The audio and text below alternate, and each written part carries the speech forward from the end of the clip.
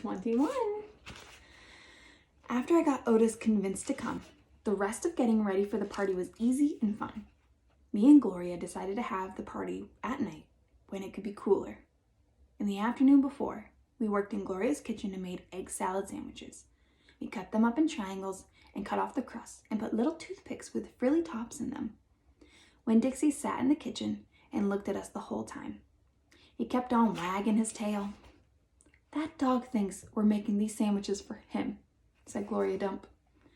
Winn-Dixie showed Gloria all his teeth.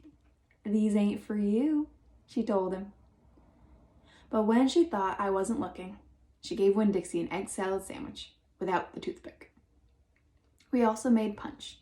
We mixed together orange juice and grapefruit juice and soda in a big bowl. Gloria called it dump punch. She said she was world famous for it, but I'd never heard of it before.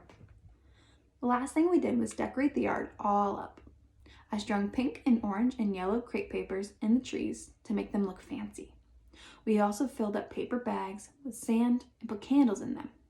And right before it was time for the party to start, I went around and lit all the candles. It turned Gloria Dump's yard into a fairyland. Said Gloria Dump, looking around. "Even somebody with bad eyes can tell it looks good." It did look pretty. It looked so pretty that it made my heart feel funny, all swollen and full. And I wished desperately that I knew where my mama was so she could come to this party too. Miss Franny Block was the first person to arrive. She was wearing a pretty green dress that was all shiny and shimmery.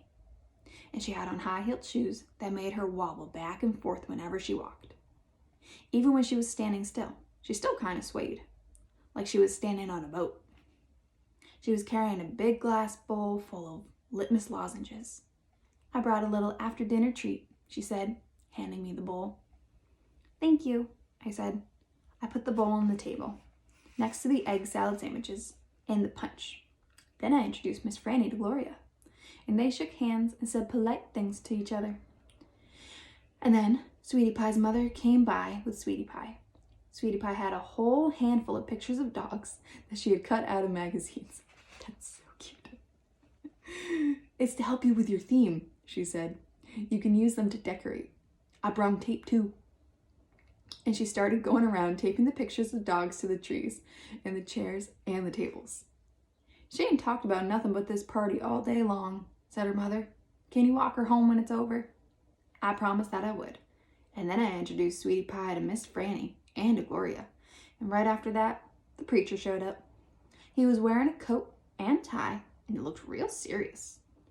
He shook Gloria Dump's hand and Miss Franny Block's hand and said how pleased he was to meet them both, and how he had heard nothing but good things about both of them. He patted Sweetie Pie on the head and said it was good to see her outside of church. And the whole time, Winn-Dixie was standing right in the middle of everybody, wagging his tail so hard that I thought for sure he would knock Miss Franny right off those high heels. Amanda Wilkinson came, and she had her blonde hair all curled up. She looked shy and not as mean as usual, and I stood real close to her and introduced her to Gloria Dump.